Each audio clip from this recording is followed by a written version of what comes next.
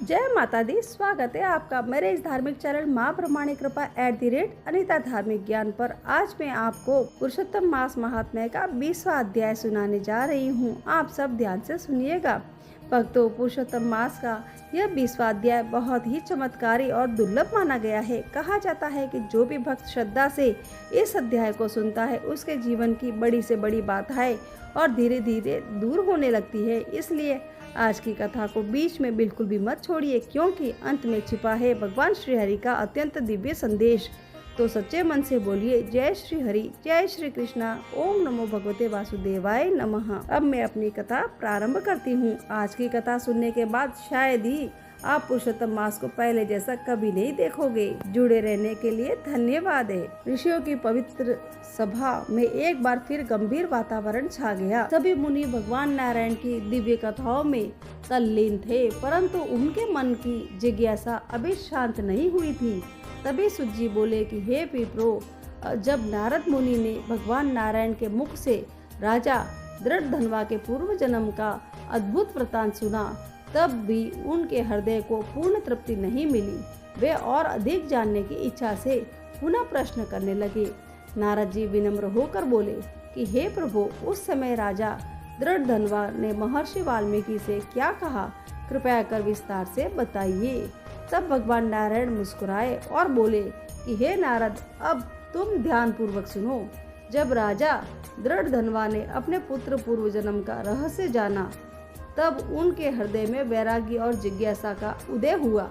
वे महर्षि वाल्मीकि के चरणों में प्रणाम कर विनीत भाव से बोले कि हे मुनि श्रेष्ठ, मुझे बताइए कि मोक्ष की इच्छा रखने वाले मनुष्य को पुरुषोत्तम मास का व्रत किस प्रकार करना चाहिए, कौन सा दान देना चाहिए, उसकी विधि क्या है।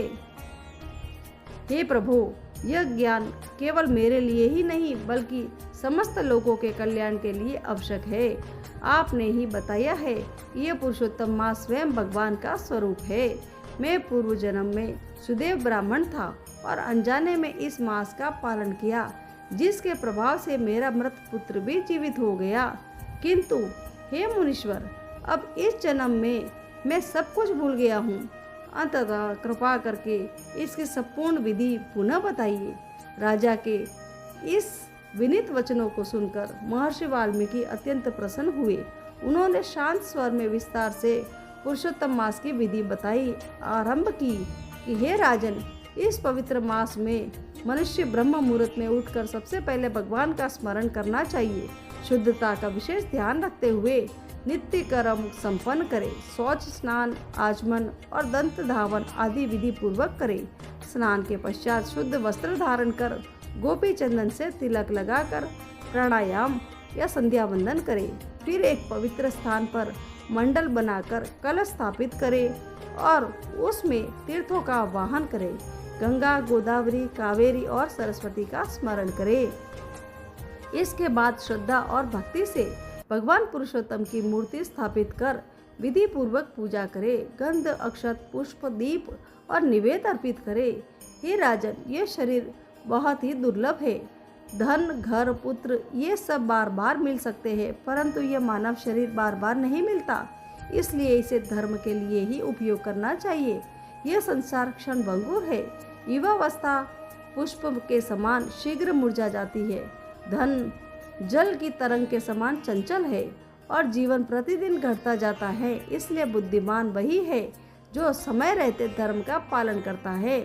जब मन, धन और योग्य पात्र ये तीनों एक साथ मिल जाए, तब बिना विलंब किए दान और धर्म करना चाहिए। हे नपश्रेष्ठ, इस पुरुषोत्तम मास का महत्व इतना महान है कि थोड़े से साधन से भी मनुष्य महान पुण्य प्राप्त कर सकता है।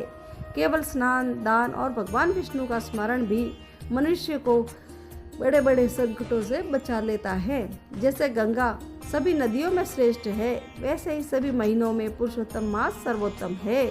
यह स्वयं भगवान का स्वरूप है।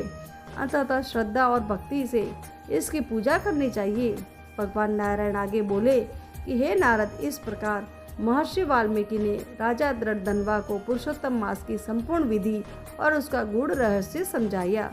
जो मनुष्य इस संसार रूपी भयंकर सागर से पार होना चाहता है, इसे इस पवित्र मास में भगवान पुरुषोत्तम की भक्ति अवश्य ही करनी चाहिए। सूत जी ने कथा समाप्त करते हुए कहा कि हे मुनियों, इस प्रकार यह पवित्र अध्याय समाप्त होता है। जो श्रद्धा से इसे सुनता है या पढ़ता है वह पापों से मुक्त होकर भगवान के परम धाम को प्राप्त होता है। इस प्रकार पुरुषोत्तम मास महात्म्य का 20वां अध्याय संपूर्ण हुआ। आप सबने पुरुषोत्तम मास की यह कथा सुनी है। आपको ये कथा कैसी लगी हमें कमेंट में जरूर बताइए और विष्णु भगवान का आशीर्वाद प्राप्त करें। आगे भी धार्मिक वीडियो मैं आपके साथ अपलोड कर सकूं और आपके साथ शेयर कर सकूं, ऐसी कृपा बनाए रखें और मेरे इस वीडियो को लाइक शेयर सब्सक्राइब करना मत भूलें। और मेरे 20वें अध्याय से जुड़ने के लिए मेरे इस धार्मिक चैनल माँ ब्रह्माणी कृपा @अनिता धार्मिक ज्ञान को सब्सक्राइब करना मत भूलें। अब मैं आपको नित्य नियम से जेठ महीने में सुनी जाने वाली कहानियाँ सुनाती हूँ। आप सब कहानियाँ ध्यान से सुनिएगा। एक घर में 2 सास बहू रहती थी। सास ने बहू से कहा कि बहू, अब कल से अधिक मास लग रहा है तो मैं सुबह से अधिक मास नहाऊंगी रोज। तो बहू ने कहा, सासू जी ये अधिक मास काहे होवे, मारे से भी बताओ। तो सास बोली कि जिस महीने संक्रांति नहीं होती वह अधिक मास होता है, इसको पुरुषोत्तम मास भी कहते हैं। पुरुषोत्तम मास में सुबह सूर्योदय से पहले उठने नारायण तारायण और पारायण करना चाहिए। तो बहू बोली, माँ नारायण तारायण और पारायण कैसे कर लूं?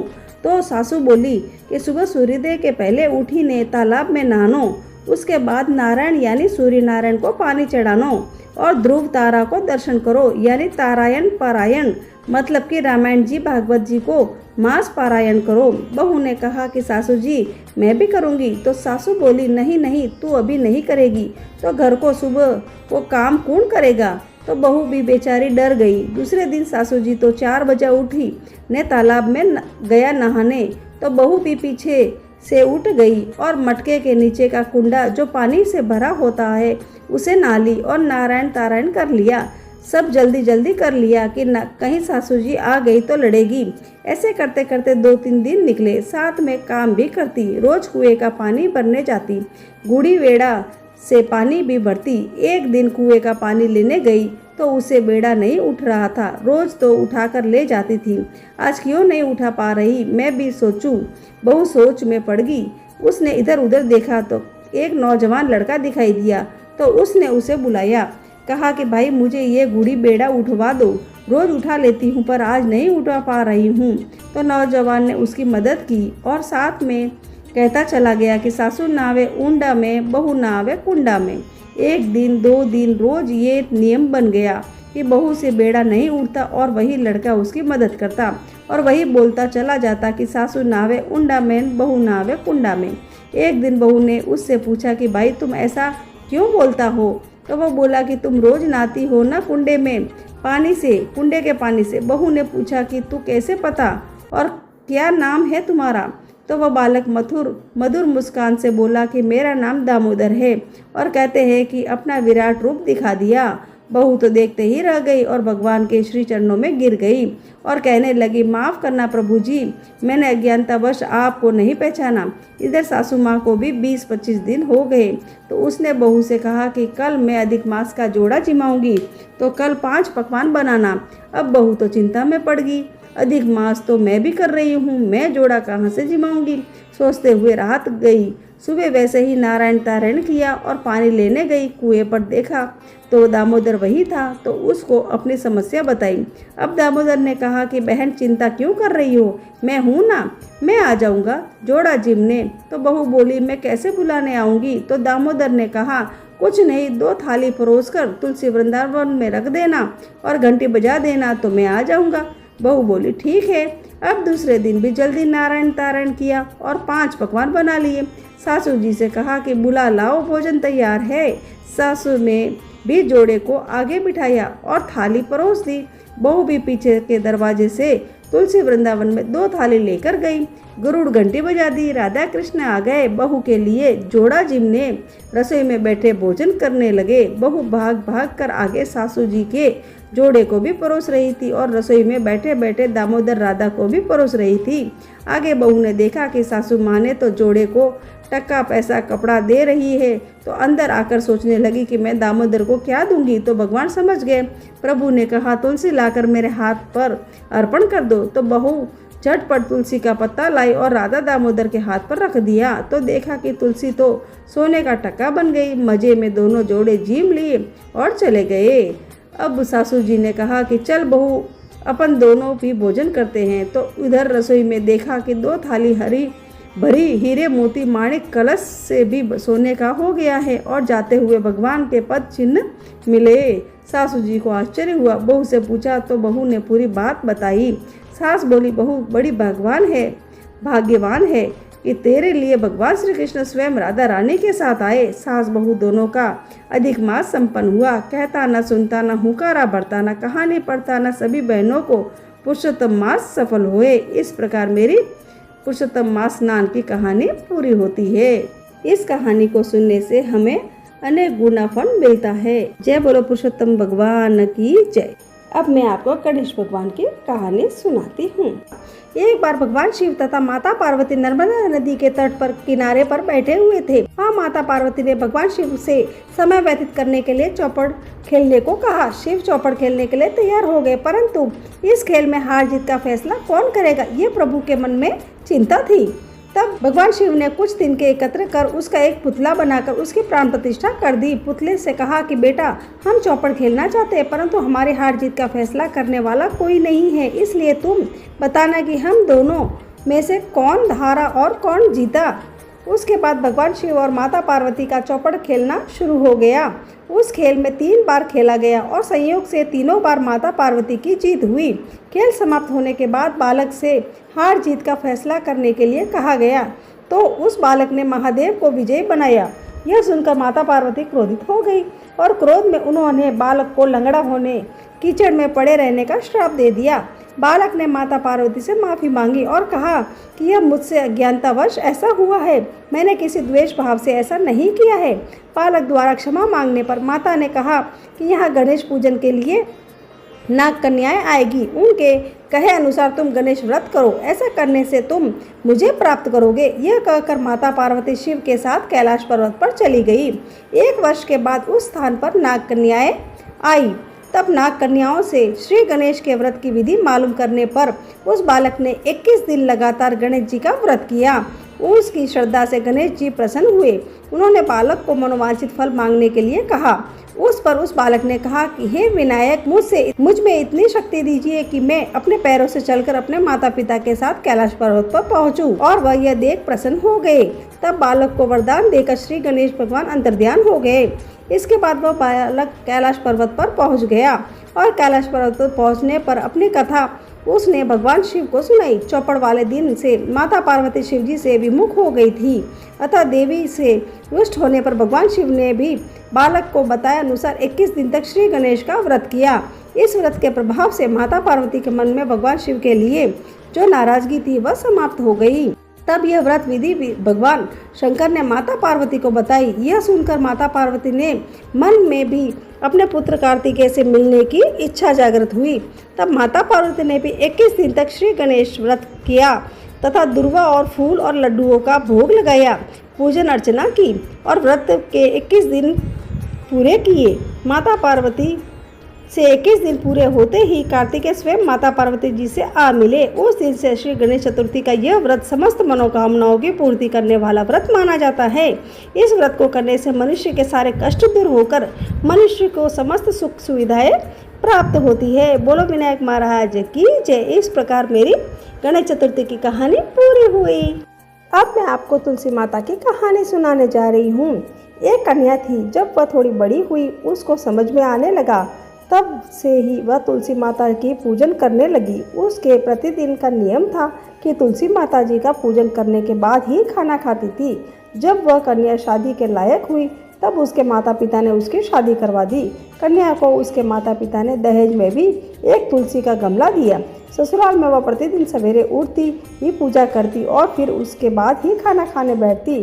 उसकी 2 जेठानियाँ थी, वो दोनों उसका मजाक उड़ाती थी कि बड़ी नियम धर्म वाली है। उन दोनों को उनसे बहुत ईर्ष्या होती थी, इसलिए वो दोनों तुलसी जी का गमला जी छुपा देती थी। वह कन्या बड़ी मुश्किल से गमला ढूंढ कर लाती और अच्छे से पूजा करती और फिर खाना खाती थी। वह गमला ढूंढ कर ले आती तो एक दिन तो उसकी जेठानिया ने क्या करा कि गमला ही दूर फेंक दिया।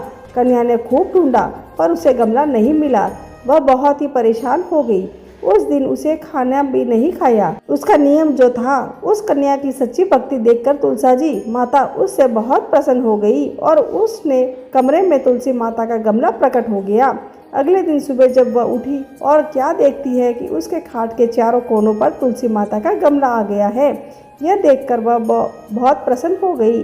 अब मेरी तुलसा जी माता को कोई चुरा नहीं सकता। पूजन करने के लिए कहीं और जाना नहीं पड़ेगा और कोई मेरी तुलसा माता को फेंक भी नहीं सकता। वह भी जल्दी से उठकर स्नान करती है और तुलसा माता की पूजन कर लेती है। जब वह खाना खाने बैठती है तो उसकी जेठानियाँ मजाक करने लगी। लो देवरानी का नियम धर्म तो पूरा हो गया। उससे पूछती है कि तुलसा जी की पूजा कर ली क्या देवरानी? धीरे से बोलती है हाँ कर ली। जेठानियाँ बोलती है कहाँ से कर ली? पूजा गमला तो फेंक दिया था। देवरानी कहती है कि देख लो मेरे कमरे में खाट पर तुलसा जी लगी रही है। जेठानियाँ बहुत शर्मिंदा हुई और बोली कि देवरानी तेरी भक्ति सच्ची है रे, हमने तो तुझे बहुत परेशान किया, हमें माफ़ कर दे। देवरानी उन्हें माफ़ कर देती है। हम भी तुलसा माता जी की यह प्रार्थना करते हैं कि हे तुलसा माता, जैसे कृपा आपने देवरानी पर करी वैसे ही हम सब पर करना। अधूरी की पूरी। इस प्रकार मेरी तुलसा जी की कहानी पूरी हुई। अब मैं आपको शुक्रवार के व्रत की कथा सुनाती हूँ। आप सब ध्यान से सुनिएगा। एक समय की बात है, एक नगर में कात्स्य ब्राह्मण और वैश्य जाति के तीनों लड़कों में परस्पर गहरी मित्रता थी। उन तीनों का विवाह हो गया था। ब्राह्मण और कात्स्य के लड़के का गौना भी हो गया था, परंतु वैश्य के लड़के का गौना नहीं हुआ था। एक दिन कात्स्य के लड़के ने कहा कि हे मित्र, तुम मुकलावा करके अपनी स्त्री को घर क्यों नहीं लाते? स्त्री के बिना घर कैसा सुना सुना लगता है। यह बात वैश्य के लड़के को जच गई। वह कहने लगा कि मैं अभी जाकर मुकलावा लेकर आता हूँ। ब्राह्मण के लड़के ने कहा अभी मत जाओ, क्योंकि शुक्र अस्त हो रहा है, जब उदय हो जाए तब जाकर ले आना। परंतु वैश्य के लड़के को ऐसी जिद हो गई कि वह किसी प्रकार से भी किसी की बात नहीं सुनी। जब उसके घर वालों ने सुना तो उन्होंने भी बहुत समझाया, परंतु वह किसी प्रकार से नहीं माना और अपने ससुराल चला गया। उसको आया हुआ देखकर ससुराल वाले भी चकराए। जमाता का फिर भी स्वागत किया। स्वागत करने के बाद उसने के आने का कारण पूछा। वैश्य पुत्र कहने लगा कि मैं अपने पत्नी को विदा कराने के लिए आया हूँ। ससुराल वालों ने भी उसे बहुत समझाया कि इन दिनों शुक्र अस्त है, उदय होने पर ले जाना, परंतु उसने एक न सुनी और पत्नी को ले जाने की आग्रह करता रहा। जब वह किसी प्रकार भी न माना तो उन्होंने लाचार होकर अपनी पुत्री को विदा कर दिया। वैश्य पुत्र पत्नी को एक रथ में बैठाकर अपने घर की ओर चल पड़ा। थोड़ी दूर जाने के बाद मार्ग में उसके रथ का पहिया टूटकर गिर गया और बैल का पैर भी टूट गया। उससे उसकी पत्नी भी गिर गई और घायल हो गई। जब आगे चले तो रास्ते में डाकू मिले। उनके पास जो धन वस्त्र था तथा आभूषण थे वह सब उन्होंने छीन लिए। इस प्रकार अनेकों कष्टों का सामना कर जब पति पत्नी अपने घर पहुंचे तो आते ही वैश्य के लड़के को सर्प ने काट लिया। वह मूर्छित होकर जमीन पर गिर पड़ा। उसकी स्त्री अत्यंत विलाप कर रोने लगी। वैश्य ने अपने पुत्र को वैद्यों को दिखलाया तो वैद्य कहने लगे कि यह 3 दिन में मृत्यु को प्राप्त हो जाएगा। जब उसके मित्र ब्राह्मण के लड़के को सारी बात पता लगी तो उसने कहा सनातन धर्म की प्रथा है कि जिस समय शुक्र का अस्त हो कोई अपनी स्त्री को नहीं लाता, परंतु ये शुक्र के अस्त में स्त्री को विदा कराकर ले आया है। इस कारण सारे विघ्न उपस्थित हुए हैं। यदि ये दोनों ससुराल वापस चले जाए और शुक्र के उदय होने पर पुनः आवे तो निश्चय ही विघ्न टल सकता है। सेठ ने अपने पुत्र और उसकी पत्नी को शीघ्र ही उसके ससुराल वापस पहुंचा दिया। वहां पहुंचते ही वैश्य पुत्र की मूर्छा दूर हो गई और साधारण उपचार से ही सर्प विष से मुक्त हो गया। अपने दामाद को स्वस्थ देखकर ससुराल वाले अत्यंत प्रसन्न हुए और वैश्य पुत्र अपनी ससुराल में ही स्वास्थ्य लाभ करता रहा। और जब शुक्र का उदय हुआ तब हर्षपूर्वक उसके ससुराल वालों ने उसको अपनी पुत्री सहित विदा किया। इसके पश्चात पति पत्नी दोनों घर आकर आनंद के साथ रहने लगे। इस व्रत के करने से अनेक विघ्न दूर होते हैं। इस प्रकार मेरी शुक्रवार की व्रत की कहानी पूरी हुई। जेठ महीने में और कार्तिक महीने में और वैशाख महीने में सुनी जाने वाली ब्राह्मण ब्राह्मणी की और 7 कमरों की कहानी सुनाने जा रही हूँ। आप ध्यानपूर्वक सुनिएगा। एक नगर में एक ब्राह्मण और ब्राह्मणी रहते थे। वे रोजाना 7 कोस दूर गंगा स्नान करने जाते थे। इतनी दूर आने जाने से ब्राह्मणी थक जाती थी। एक दिन ब्राह्मणी कहने लगी, काश हमारे भी एक बेटा होता तो कितना अच्छा रहता। बेटे के बहू आती और हमें घर वापस जाने पर खाना बना हुआ मिलता और बहू घर का काम भी कर देती। ब्राह्मणी की बात सुनकर ब्राह्मण बोला, बात तो तू सही कह रही है, लेकिन चल आज मैं तेरे लिए बहू ला ही देता हूँ। ब्राह्मणी बोली, वो कैसे? ब्राह्मण ने कहा कि तू एक पोटली में आटा डालकर उसमें कुछ मोहरे रख दे। ब्राह्मण के कहे अनुसार ब्राह्मणी ने पोटली बांधकर दे दी। पोटली लेकर ब्राह्मण चला गया। ब्राह्मण अभी कुछ ही दूर गया था कि उसे नदी के किनारे बहुत ही सुंदर लड़कियां दिखाई दी। वे रेत में घर बनाकर खेल रही थी। उनमें से एक लड़की ने कहा कि मैं अपना घर नहीं तोड़ूंगी, मुझे तो रहने के लिए ये घर चाहिए।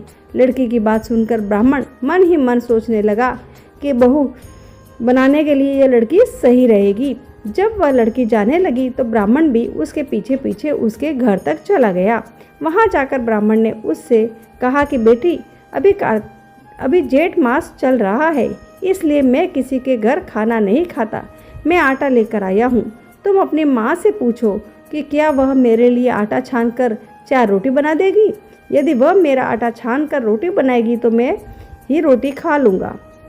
लड़की ने जाकर अपनी माँ से सारी बात कह दी। माँ ने कहा, ठीक है, जाकर बाबा से कह दे कि वह अपना आटा दे दे, मैं रोटी बनाकर दे दूँगी। जब वह आटा छानने लगी तो आटे में से मोहरें निकली। वह सोचने लगी कि जिसके आटे में इतनी मोहरें हैं उसके घर में कितनी मोहरें होगी। जब ब्राह्मण खाना खाने बैठा तो लड़की की माँ ने कहा कि बाबा, क्या आप अपने लड़के की सगाई करने जा रहे हो? तब ब्राह्मण ने कहा कि मेरा बेटा तो काशी में पढ़ने गया हुआ है, लेकिन यदि तुम कहो तो खांड कटोरे से विवाह करके तेरी बेटी को अपने साथ ले जाऊं। लड़की की माँ ने कहा, ठीक है बाबा, और फिर खांड कटोरे से अपनी लड़की की शादी करके उसे ब्राह्मण के साथ भेज दिया। ब्राह्मण ने घर आकर कहा, रामू की माँ, दरवाज़ा खोलकर देख, मैं तेरे लिए बहू लेकर आया हूँ। ब्राह्मणी बोली, दुनिया तो ताने मारती ही थी, अब आप भी मानने लगे। हमारे तो कोई बेटा ही नहीं है, तो बहू कहाँ से आएगी? ब्राह्मण ने कहा, तू दरवाज़ा तो खोल कर देख। जब ब्राह्मणी ने दरवाज़ा खोला तो सामने बहू खड़ी देखी। उसने बहू का स्वागत किया और आदर सत्कार से अंदर ले गई। अब ब्राह्मण और ब्राह्मणी स्नान करने जाते तो बहू घर का सारा काम करके और खाना बनाकर रखती। वह उनके कपड़े धोती और रात को पैर भी दबाती थी। इस तरह काफ़ी समय बीत गया। ब्राह्मणी ने अपनी बहू से कहा कि बहू, कभी भी चूल्हे की आग मत बुझने देना, मटके का पानी खत्म मत होने देना। एक दिन चूल्हे की आग बुझ गई। तब बहू भागी भागी अपनी पड़ोसन के पास गई और कहा कि मेरे चूल्हे की आग बुझ गई है, मुझे थोड़ी आग चाहिए। मेरे सास ससुर सुबह 4 बजे से गए हुए हैं, वे थके हारे आएंगे, इसलिए मुझे उनके लिए खाना बनाना है। तब पड़ोसन ने कहा कि तू तो बावली है रे, तुझे ये दोनों मिलकर पागल बना रहे हैं, इनके कोई बेटा नहीं है। बहू ने कहा, नहीं, ऐसा मत बोलो, इनका बेटा तो बनारस काशी में पढ़ने गया हुआ है। तब पड़ोसन ने कहा कि यह तुझे झूठ बोलकर लाए हैं, इनका कोई बेटा नहीं है। अब बहू पड़ोसन की बात में आ गई और कहने लगी कि अब आप ही बताओ मैं क्या करूं। पड़ोसन ने कहा कि करना क्या है, जब तुम्हारे पास सास ससुर आए तो जली फूकी रोटियां और बिना नमक की दाल बनाकर दे देना। खीर का चमचा दाल में और दाल का चमचा खीर में डाल देना। वह पड़ोसन की सारी सीख लेकर घर आ गई और जब उसके सास ससुर घर आए तो उसने ना तो उनका आदर सत्कार किया और ना ही उनके कपड़े धोए। जब उसने सास ससुर को खाना दिया तो सास बोली, बहू, आज ये रोटियां जली फूकी कैसे है और दाल भी बिना नमक की है। तब बहू ने पलटकर जवाब दिया कि एक दिन ऐसा खाना खा लोगे तो कुछ बिगड़ नहीं जाएगा तुम्हारा। सास ससुर को खरी खोटी सुनाकर वह फिर से पड़ोसन के पास गई। जब बोली कि आगे क्या करना है, पड़ोसन ने कहा कि अब तुम 7 कोटों की चाबी मांग लेना। अगले दिन जब वे स्नान करने के लिए जाने लगे तो बहू अड़ गई, मुझे तो 7 कोटों की चाबी चाहिए। तब ससुर ने कहा कि इसे चाबी दे दो, आज नहीं तो कल इसे ही देना है। तब सास ने बहू को चाबी दे दी। सास ससुर के जाने के बाद जब बहू ने दरवाजे खोल के देखा कि किसी में अन्न भरा है तो किसी में धन भरा है और किसी कोठे में बर्तन भरे पड़े हैं। जब उसने सबसे ऊपर का 7वां कोठा खोला तो देखा कि शिवजी, माता पार्वती, गणेश जी, लक्ष्मी माता जी और पीपल पतवारी, कार्तिक के ठाकुर, राय दामोदर, तुलसा जी का बिड़वा, गंगा यमुना व 33 कोटि देवी देवताएं विराजमान है। वहीं पर एक लड़का चंदन की चौकी पर बैठा माला जाप कर रहा है। यह सब देखकर उसने लड़के से पूछा कि तू कौन है? तब लड़का बोला कि मैं तेरा पति हूँ, अभी दरवाजा बंद कर दे, जब मेरे माता पिता आएंगे तब दरवाजा खोलना। यह सब देखकर बहू बहुत खुश हुई और 16 श्रृंगार कर सुंदर वस्त्र पहनकर अपने सास ससुर का इंतजार करने लगी। उसने अपने सास ससुर के लिए अच्छे अच्छे पकवान बनाए। जब उसके सास ससुर घर पर आए तो उसने उनका आदर सत्कार किया, प्रेम पूर्वक खाना खिलाया और पैर दबाने लगी। पैर दबाते दबाते बहू ने कहा कि माँ, आप इतनी दूर गंगा यमुना स्नान करने के लिए जाती हो, आप थक जाती हो, इसलिए आप घर पर ये स्नान क्यों नहीं करती? यह सुन सास कहने लगी कि बेटी, गंगा यमुना घर पर तो नहीं बहती। तब उसने कहा कि हाँ माँ, बहती है ना, चलो मैं आपको दिखाती हूँ। जब बहू ने 7वां कोठा खोलकर दिखाया तो उसमें शिव जी, पार्वती जी, गणेश जी, लक्ष्मी जी, पीपल पतवारी, कार्तिक के ठाकुर जी और राय दामोदर, तुलसा जी का बिड़वा, गंगा यमुना बह रही थी और 33 कोटि देवी देवता विराजमान थे। वहीं चौकी पर बैठा एक लड़का माला जप रहा था। माता ने कहा कि बेटा, तू कौन है? लड़का बोला कि माँ, मैं तेरा बेटा हूँ। तब ब्राह्मणी ने पूछा कि तू कहाँ से आया है? लड़के ने जवाब दिया कि मुझे कार्तिक देवता ने भेजा है। ब्राह्मणी ने कहा कि बेटा, ये दुनिया कैसे मानेगी कि तू मेरा बेटा है? ब्राह्मणी ने कुछ विद्वान पंडितों की मदद मांगी। पंडितों ने कहा कि यह पार बहू बेटा खड़े हो जाए और उस पर ब्राह्मणी खड़ी हो जाए।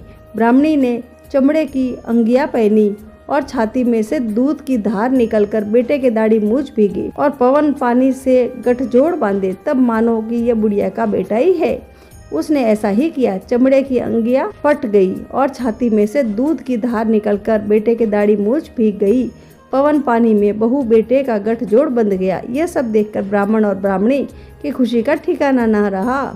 एक जेठ के ठाकुर जैसे ब्राह्मण ब्राह्मणी को बहू बेटा दिया, वैसे ही सबको देना। जेठ मास की कथा कहने, सुनने और हुकारा बनने वाले सब पर कृपा करना। इस प्रकार मेरी ब्राह्मण और ब्राह्मणी की कहानी पूरी हुई।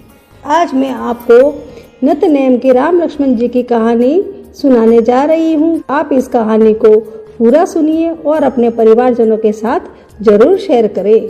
मेरी कहानी इस प्रकार है। यह कहानी सीता माता कहती थी और श्री राम इसे सुना करते थे। एक दिन श्री राम भगवान को किसी काम के लिए बाहर जाना पड़ गया तो सीता माता कहने लगी कि भगवान, मेरा तो 12 वर्ष का नित्यनेम है, आप बाहर जाएंगे तो मैं अपनी कहानी किसे सुनाऊंगी? श्री राम ने कहा कि तुम कुएं की पाल पर जाकर बैठ जाना और वहाँ जो औरतें पानी भरने आएगी उन्हें अपनी कहानी सुना देना। सीता माता कुएं के पाल पर जाकर बैठ जाती है और एक स्त्री आई। उसने रेशम की जरी की साड़ी पहन रखी थी और सोने का घड़ा ले रखा था। सीता माता उसे देख कहती है कि बहन, मेरा 12 वर्ष का नित्यनेम है, सुन लो। पर वह स्त्री बोली कि मैं तुम्हारा नित्यनेम सुनूंगी तो मुझे घर जाने में देर हो जाएगी और मेरी सास मुझसे लड़ेगी। उसने कहानी नहीं सुनी और चली गई। उसकी रेशम जरी की साड़ी फट गई, सोने का घड़ा मिट्टी के घड़े में बदल गया। सास ने देखा तो पूछा कि ये किसका दोष है जो अपने सिर लेकर आ गई है? बहू ने कहा कि कुएं पर एक औरत बैठी थी, उसने कहानी सुनने के लिए कहा, लेकिन मैंने सुनी नहीं, जिसका ये फल मुझे मिला है। बहू की बात सुनकर अगले दिन वह साड़ी और घड़ा लेकर सास कुएं की पाल पर गई। सास को वही माता सीता बैठी मिली। माता सीता ने कहा कि बहन, मेरी कहानी सुन लीजिए। सास बोली कि एक बार छोड़, मैं तो 4 बार कहानी सुन लूंगी। राम आए, लक्ष्मण आए, देश के पुजारी आए, नित नेम का नेम लाए, आओ राम बैठो राम, तपे रसोई जियो राम, माखन मिश्री खाओ राम, दूध बताशा पियो राम, सुत के पल का मोठो राम, शाल दुशाला पोठो राम, शाल दुशाला ओढ़ो राम, जब बोलूं जब राम ही राम, राम सवारे सबके काम, खाली घर भंडार भरेंगे, सबका बेड़ा पार करेंगे, श्री राम जय जय राम। सास बोली कि बहन, कहानी तो बहुत अच्छी लगी। कहानी सुनकर सास घर चली गई और उसकी साड़ी फिर से रेशम जरी की बन गई। मिट्टी का घड़ा फिर से सोने के घड़े में बदल गया। बहू कहने लगी, सासू माँ, आपने ये सब कैसे किया? सास ने कहा कि बहू, तू दोष लगा के आई थी और अब मैं दोष उतार कर आ रही हूँ। बहू ने फिर पूछा कि वह कुएं वाली स्त्री कौन है? सास बोली कि वे सीता माता थी। वे पुराने से नया कर देती हैं, खाली घर में भंडार भर देती है, वह लक्ष्मी जी का वास घर में कर देती है, आदमी की जो भी इच्छा हो उसे पूरा कर देती है। बहू बोली कि ऐसी कहानी मुझे भी सुना दो। सास बोली कि ठीक है, तुम भी सुनो। और सास ने कहानी शुरू कर दी। सास ने फिर से कहा, राम आए लक्ष्मण आए, देश के पुजारी आए, नित नेम का नेम लाए, आओ राम बैठो राम, तपी रसोई जियो राम, माखन मिश्री खाओ राम, दूध बताशा पियो राम, सुत के पलका मोठो राम, शाल दुशाला पोठो राम, शाल दुशाला ओढ़ो राम, जब बोलू जब राम ही राम, सवारे सबके काम, खाली घर भंडार भरेंगे, सबका बेड़ा पार करेंगे, श्री राम, जय राम, जय जय राम। कहानी सुनकर बहू बोली कि कहानी तो बहुत ही अच्छी है। सास ने कहा, ठीक है, इस कहानी को रोज कहा करेंगे। अब सास बहू रोज सवेरे उठती, नहाती धोती और पूजा करने के बाद नित नेम की सीता जी की कहानी कहती। एक दिन उनके यहाँ एक पड़ोस की औरत आई और बोली कि बहन, जरा सी आँच देना। तो वह बोली कि आँच तो अभी हमने जलाई ही नहीं है। पड़ोसन ने कहा कि तुम सुबह 4 बजे से उठकर क्या कर रही हो? फिर उन्होंने कहा कि सुबह उठकर हम पूजा करते हैं, फिर सीता माता की नित नेम की कहानी कहते हैं। पड़ोसन ने उसकी बात सुनकर फिर से कहा कि सीता माता की कहानी कहने से तुम्हें क्या मिला? वे बोले कि इनकी कहानी कहने से घर में भंडार भर जाते हैं, सारे काम सिद्ध हो जाते हैं, मन की हर इच्छा पूरी होती है। पड़ोसन कहती है कि बहन, ऐसे कहानी तो मुझे भी सुना दो। फिर वह बोली कि ठीक है, तुम भी कहानी सुनो। राम आए लक्ष्मण आए, देश के पुजारी आए, नित नेम का नेम लाए, आओ राम बैठो राम। सारी कहानी सुनने के बाद पड़ोसन कहने लगी, बहन, कहानी तो मुझे बहुत अच्छी लगी। अब वह पड़ोसन भी नित नेम सीता माता की कहानी कहने लगी। कहानी कहने से सीता माता ने पड़ोसन के भी भंडार भर दिए। अब तो पूरे मोहल्ले में नित नेम की कथा चल पड़ी, हर किसी की मनोकामना पूरी होने लगी। हे सीता माता, जैसे आपने उनके भंडार भरे, वैसे ही आप हमारे भी भंडार भरना। कहानी सुनने वाले के भी और कहानी कहने वाले के भी भंडार भरना। बोलो माता सीता की जय, बोलो श्री राम भगवान की जय, राम लक्ष्मण जान की जय, बोलो हनुमान की। इस प्रकार मेरी राम लक्ष्मण सीता माता की नित नेम की कहानी पूरी हुई। हर व्रत कथा के साथ पढ़ी और सुनी जाती है। यह एक पौराणिक लोक कथा। इस कथा के अनुसार अगर सब कहानियों के पीछे अगर हम तपसी लपसी की कहानी नहीं कहते तो हमें कहानियों का फल नहीं मिलता। इसलिए अब मैं आपको तपसी लपसी की कहानी सुनाती हूँ। एक तपसी था, एक लपसी था। तपसी हमेशा भगवान की तपस्या में लीन रहता था। लपसी रोजाना 1.25 सेर की लापसी बनाकर भगवान का भोग लगाकर जीम लेता था। एक दिन दोनों लड़ने लगे। तपसी बोला, मैं रोज भगवान की तपस्या करता हूँ इसलिए मैं बड़ा हूँ। लपसी बोला कि रोज मैं भगवान को 1.25 सेर लापसी का भोग लगाता हूँ इसलिए मैं बड़ा हूँ। नारद जी वहाँ से गुजर रहे थे। दोनों ने लड़ता देख उनसे पूछा कि तुम क्यों लड़ रहे हो? तपसी ने खुद को बड़ा होने का कारण बताया और लपसी ने अपना कारण बताया। नारद जी बोले, तुम्हारा फैसला मैं कर दूंगा। दूसरे दिन लपसी और तपसी नहाकर अपनी रोज की भक्ति करने आए तो नारद जी ने चुप कर 1.25 करोड़ की एक एक अंगूठी उन दोनों के आगे रख दी। तपसी की नज़र जब अंगूठी पर पड़ी तो उसने चुपचाप अंगूठी उठाकर अपने नीचे दबा ली। लपसी की नज़र अंगूठी पर पड़ी लेकिन उसने ध्यान नहीं दिया। भगवान को भोग लगाकर लापसी खाने लगा। नारद जी सामने आए तो दोनों ने पूछा कि कौन बड़ा है? तो नारद जी ने तपसी को खड़ा होने के लिए कहा। वह खड़ा हुआ तो उसके नीचे दबी अंगूठी दिखाई पड़ी। नारद जी ने तपसी से कहा कि तपस्या करने के बाद भी तुम्हारी चोरी करने की आदत नहीं गई, इसलिए लपसी बड़ा है और तुम्हें तुम्हारी तपस्या का कोई फल नहीं मिलेगा। तपसी शर्मिंदा होकर माफ़ी मांगने लगा। उसने नारद जी से पूछा कि मुझे मेरी तपस्या का फल कैसे मिलेगा? नारद जी ने कहा, यदि कोई गाय और कुत्ते की रोटी नहीं बनाएगा तो फल तुझे मिलेगा। यदि कोई ब्राह्मण को भोजन करवाकर दक्षिणा नहीं देगा तो फल तुझे मिलेगा। यदि कोई साड़ी के साथ ब्लाउज नहीं देगा तो फल तुझे मिलेगा। यदि कोई दिए से दिया जलाएगा तो फल तुझे मिलेगा। यदि कोई सारी कहानी सुने लेकिन अंत में तुम्हारी कहानी नहीं सुनेगा तो फल तुझे मिलेगा। उसी दिन से हर व्रत कथा कहानी के साथ तपसी और लपसी की कहानी भी सुनी और कही जाती है। इस प्रकार मेरी पुरुषोत्तम कहानी के साथ सारी कहानियाँ समाप्त होती है। आप सबको कैसी लगती है मेरी ये कहानियाँ कमेंट में जरूर बताइए और मेरे इस वीडियो को लाइक करें, शेयर करें और सब्सक्राइब करना मत भूलें। जय माता दी, जय श्री कृष्णा, जय श्री राधे राधे।